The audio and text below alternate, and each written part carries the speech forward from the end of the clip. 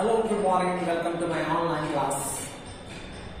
Today, I will tell you a story about the importance and value of time. As we all know that time and patience are two powerful barriers. आज the three questions यानी 3 प्रश्न कहानी को बताया जाएगा और ये कहानी हमें समय के मूल्य के बारे में बताती है। हमें अपने प्रत्येक क्षण का सदुपयोग करना चाहिए क्योंकि समय ही हमारा जीवन का आधार है। तो ये कहानी इस प्रकार है जिसका टाइटल थ्री क्वेश्चंस है। Long long ago there lived a king. बहुत लंबे समय पहले एक राजा रहता था। One day he thought that if he could get the answer of 3 questions, all his wishes would be fulfilled.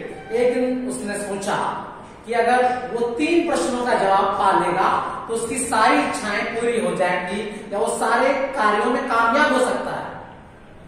The first, what is the proper time for starting a work?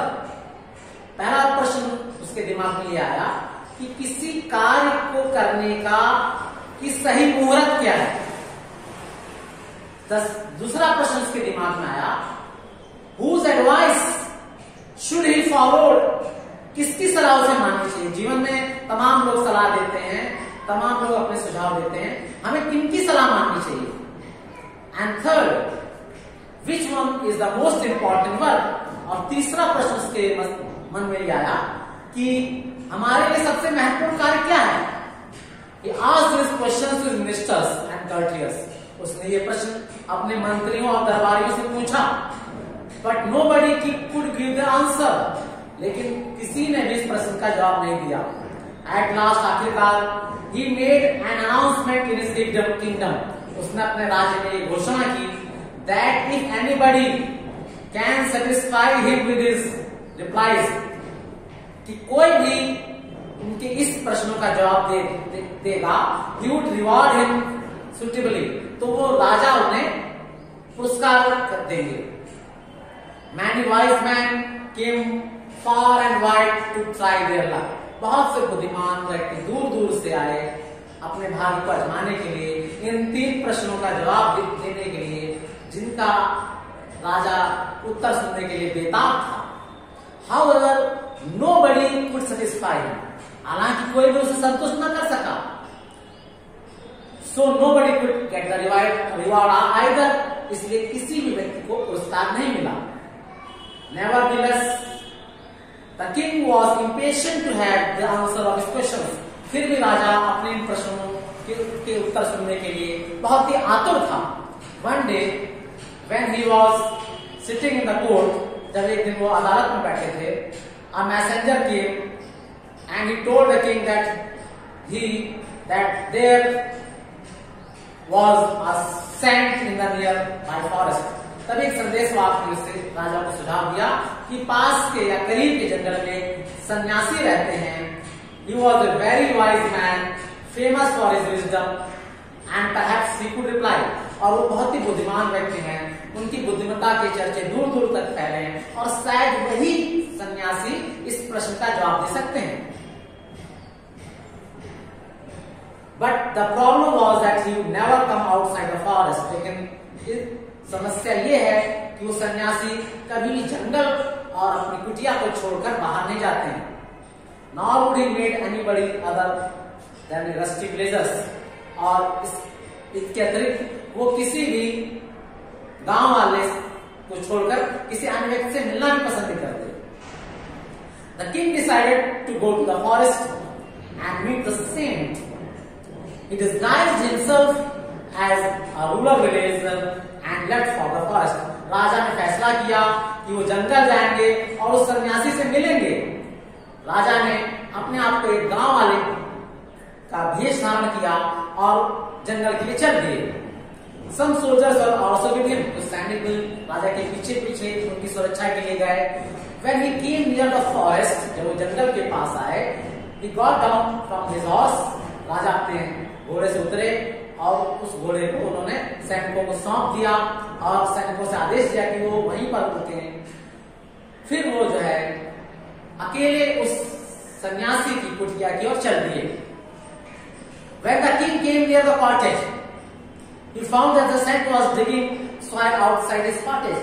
जब राजा उस सन्यासी की कुटिया के बाहर पहुंचे तो उन्होंने देखा कि वो सन्यासी अपनी कुटिया के बाहर गड्ढे खोद रहा था। The saint was thin and weak. राजा बहुत ही पतला और कमजोर था।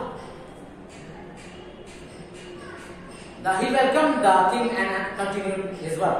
सन्यासी काफी दुर्बल और काफी पतले थे और उन्होंने राजा का स्वागत किया और अपने कार्य में लीन रहे। He was parting out of fatigue. राजा थकावट के कारण हाँफ रहे थे। The king came near him and said, "O saint, I have come here to ask you 3 questions." राजा ने सन्यासी से कहा, हे सन्यासी, मैं आपके पास 3 प्रश्नों का जवाब मांगने आया हूँ। The first question is, what is the proper time for starting a work? किसी कार्य को आरंभ करने का की सही मुहूर्त क्या है? The second question is, और दूसरा प्रश्न मेरा ये है, whose advice should I follow? किसकी सलाह मुझे माननी चाहिए? And whom should I ignore? और किनकी सलाह को मुझे नजरअंदाज कर देना चाहिए? And the third question is, how could I know which one is the most important work? मैं कैसे जान पाऊंगा कि मेरे लिए सबसे महत्वपूर्ण कार्य क्या है? The saint stopped for a while, और वो सन्यासी कुछ क्षण के लिए रुका। He listened all the questions attentively, but didn't say anything in reply. सन्यासी ने राजा के प्रश्नों का जवाब बहुत ही ध्यान से सुना, लेकिन उन्होंने उनके प्रश्नों का जवाब नहीं दिया। Rather he became busy in his work again. और जवाब देने के बजाय वो अपने कार्य में लीन हो गए। The king saw that the saint looked very tired. राजा ने देखा कि सन्यासी काफी थके हुए थे। The king was kind. He felt pity for the saint. राजा काफी उदार थे, उनको सन्यासी पर काफी दया आ गई। उन्होंने कहा, give me the shawl, I dig the soil for you. मुझे ये फावड़ा दीजिए, मैं आपके लिए यहाँ पर क्यारी बनाऊंगा। The king said. The saint looked at the king and handed him over the sword. सन्यासी ने राजा की ओर देखा और उन्हें वो फावड़ा दे दिया। He then sat aside and began to rest. और वो सन्यासी पास में बैठ गए और आराम करने लगे। The king began to work in this place after digging the rows. The king once again repeated his 3 questions. और राजा क्यारी बनाने के कार्य में लीन होने लगे और 2 क्यारियां बनाने के पश्चात राजा ने पुनः उन 3 प्रश्नों को पूछा सन्यासी से। Once again the saint did not reply. पुनः उस सन्यासी ने इन प्रश्नों का जवाब नहीं दिया। Rather he got up and spreading his hand and said. इसके बजाय वो उठे और अपना हाथ खड़ा करके कहा, You seems to have been tired. Give me the shawl, I did the rest. ऐसा प्रतीत होता है कि तुम थक चुके हो, मुझे फावड़ा दे दो, मैं शेष काम कर लूंगा। But the king did not give the shawl. लेकिन राजा ने उन्हें वो फावड़ा नहीं दिया। Rather he began to dig once again. और वो फिर क्यारी खोदने का कार्य करने लगे। Time passed by and the king kept on doing. समय इसी तरह गुजरता चला गया और राजा अपने क्यारी खोदने के कार्य में लीन हो गए।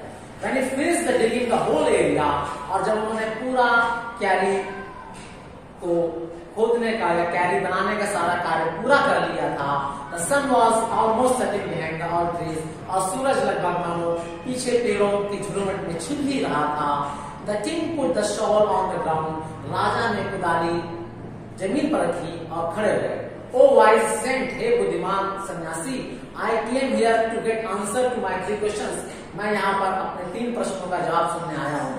If you don't want to answer them, अगर तुम इन 3 प्रश्नों का जवाब नहीं दे सकते, I would never mind, कि मैं आपको इसकी मैं कोई फिक्र भी नहीं करता हूँ। Rather I will put away from here, और इसकी अपेक्षा मैं यहाँ से चला जाऊंगा, जाना अधिक पसंद करूंगा। The saint did not reply him again. उस सन्यासी ने पुनः राजा के इस प्रश्नों का जवाब का उत्तर नहीं दिया। Look, somebody is coming towards here. He seems to be wounded. God knows who is. Suddenly the saint said. तभी अचानक सन्यासी ने कहा, देखो कोई हम लोग के पास आ रहा है, लगता वो घायल है, भगवान जाने वो कौन है। राजा ने अपना सिर पीछे की ओर मुड़ा, एक आदमी उसकी ओर दौड़ता हुआ चला आ रहा था, भागता हुआ। He was holding his stomach with both his hands, और अपने दोनों हाथों से अपने पेट को दबाए हुए था और उसकी उंगलियों से खून टपक रहा था। नेक्स्ट वीडियो में हम इसी इंटरेस्टिंग कहानी को आपको पूरा करेंगे। Till then good bye.